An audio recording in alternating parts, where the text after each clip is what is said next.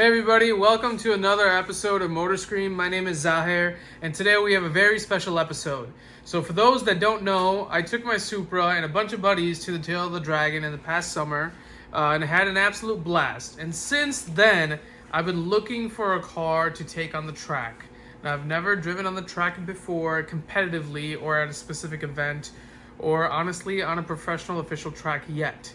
I'm talking about autocrossing, and I'm not talking about drag racing. Drag racing, the Supra does just fine. So ever since then, I've had this thing in my, in my head and in my heart that I wanted to drive on the track. It was way more fun driving on the Tail of the Dragon than doing poles and going in a straight line, honestly. And that's just the phase that I'm in right now, currently, with this passion that I have. So today, I finally bought a track car. Now, before we unveil it, it's a little rough on the edges, so don't roast me in the comments.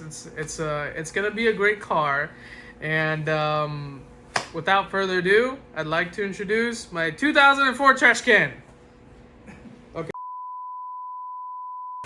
Let's try that again. Welcome everybody, and without further ado, say hello to my new track car, a 2004 Porsche Boxster.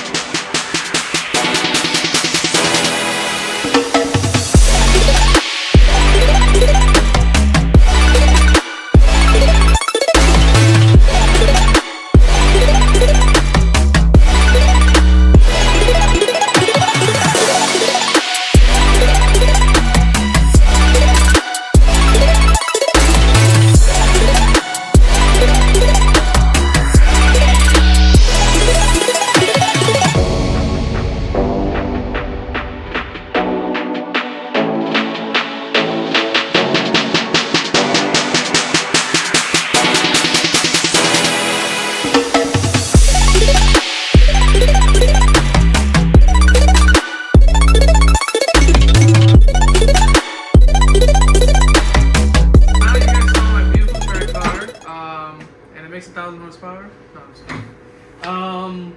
So this was a pretty interesting situation how I got this car. So the owner posted it, and I messaged him right away, basically after my friend Moby, who you saw in the previous video, and my brother Naveed sent me the posting. They're like, "Yo, jump on this ASAP, super cheap deal." Cool. Message him, no response. Didn't hear from him. Messaged him once, messaged him twice. Didn't hear a single thing from the owner. And then a few weeks later, on a random Tuesday, I got a message back from the owner saying, "Hey, the previous guy who came to look at the car decided not to purchase it. I'm kind of sick of this thing.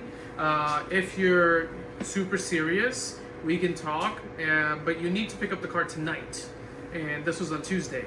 So I asked him some preliminary questions, like, more recent pictures, what exactly happened to the car, because it was sitting in his garage for multiple months. We exchanged information. I checked the VIN, make sure it wasn't stolen or anything like that. And we headed out there. I grabbed my friend Moby, my brother Naveed. We headed out there. It was about an hour and a half drive.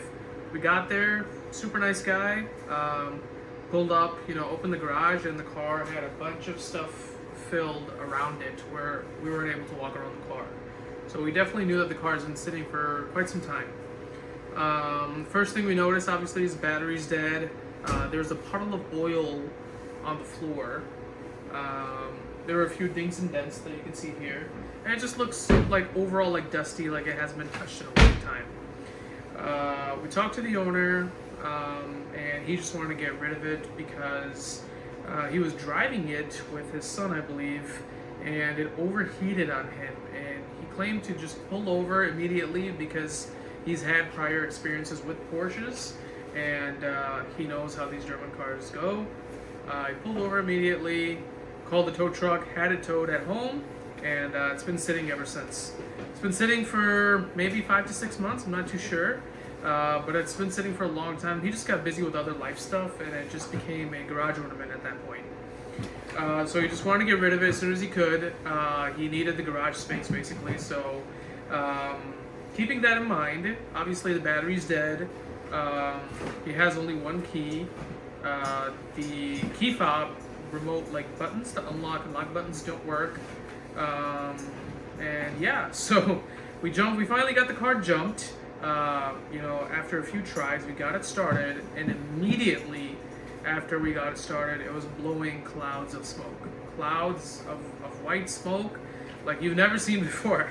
And the reason for that, I'd like to assume, is because it's been sitting for 5 months or 6 months or however many months he told us. After that, we noticed the oil dripping on the floor. It was an active leak. And we wanted to see and test if the car actually was overheating or not, or maybe it was just a fluke, or maybe coolant level was low. There were 1,000 things that were going through my head at that time. But we don't want to waste the guy's time. We pulled the car outside. We did our preliminary checks. We thought it was a good enough deal. We actually even drove it around the block a few times. So we made the deal then. The guy was super nice. I called the tow truck. Tow truck came, picked it up, and now it's finally here. Okay, so enough storytelling. Let's get into what I can physically see what is wrong with this car. Now, I'm super excited. I've been doing all this research, but I've never had a Porsche before. This is my first Porsche, or Porsche for those enthusiasts that are really into this brand. I know they have a cult following. And so if you have a Porsche Boxster 986 and you have any ideas or you have any common failures that you can steer me away from, please do comment and let me know. So we can make sure that we don't make those mistakes and we learn from viewers like you. So first thing right off the bat, we noticed that the frunk basically does not lock or doesn't unlock from the inside, and definitely needs these struts. The owner was kind enough to give us some new covers, but they are black and red, and the interior is not that color. The battery was dead, obviously. So we have a new battery for it, but there's just a bunch of stuff here that I'd like to get into later on. But this is problem number 1 that we have to solve.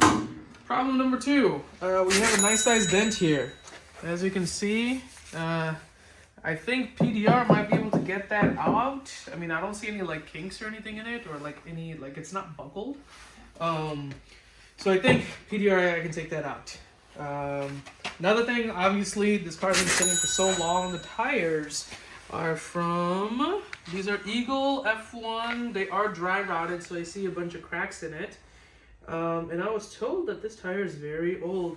Although it is holding air, this is from 2014.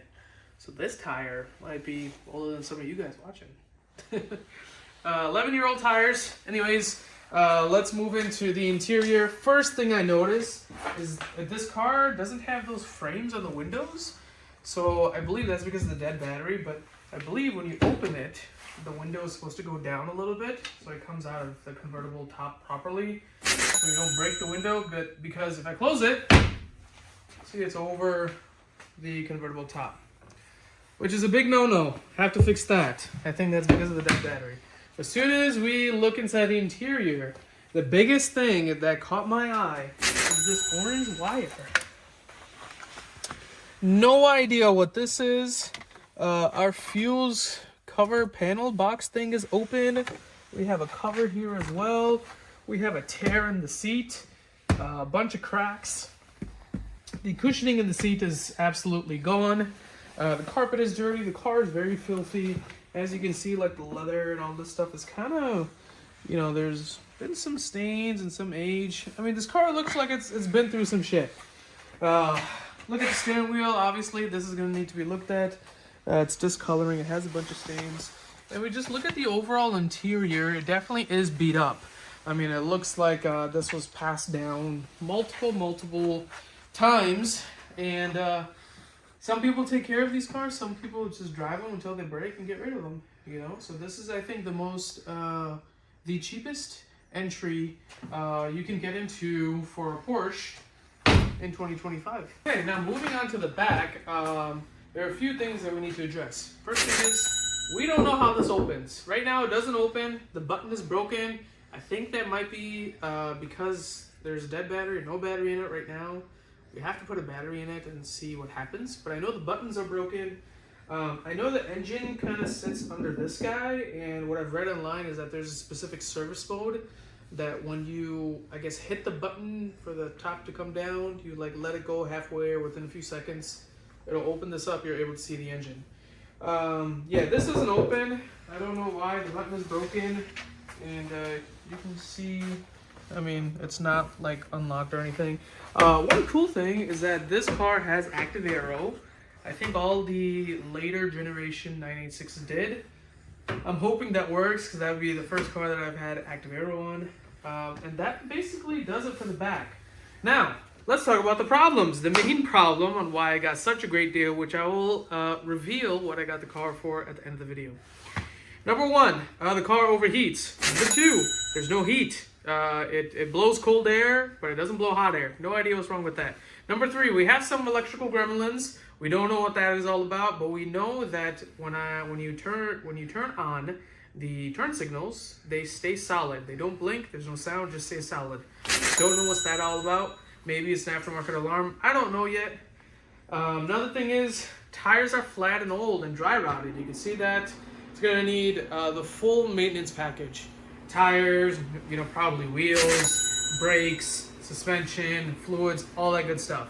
And because it's overheating, we're gonna throw a water pump and thermostat into it first, and hopefully that fixes the issue. If not, we have some other plans down the line, which we will reveal if we get into that type of situation. Another problem is we don't know if the convertible top or this hood release or this trunk release, I don't know, whatever you want to call it, engine cover release works or not. We need to figure that out. We also need to make sure that obviously all the lights and everything functions for safety reasons, right? We want to make sure that we go through this car completely mechanically and make sure that is all good to go and it's safe to drive on the road before we can even think about getting on the track.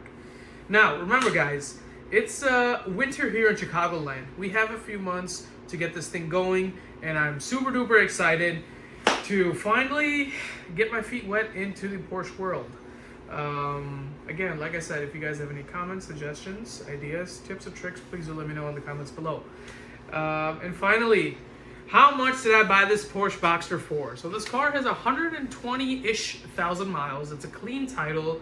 It's had 2 fender benders, and it's had more than 5 owners. But still a clean title. The body looks straight, and it runs. So, whatever you think I paid, please do put in the comments. But, drum roll please. I paid a whopping $1,500 for this car. So that's better than any Miata you could find, any Evo you could find, any S2000, practically almost anything. And it's a running and driving-ish car. Yeah, it has a lot of problems. Yeah, it's automatic. Yeah, we don't know if everything even works, but runs and drives Porsche. Beat it for $1,500. You probably can't. So, that is the end of today's video. Thank you so much for watching. In the next video, we're going to start kind of diagnosing this, taking everything out of the car. There's a bunch of covers and stuff that are just in the car. There are a bunch of parts that the previous owner gave us. So we're going to get into all of that, and we're going to start fixing some stuff on the next video. So stay tuned for that. Thanks for watching.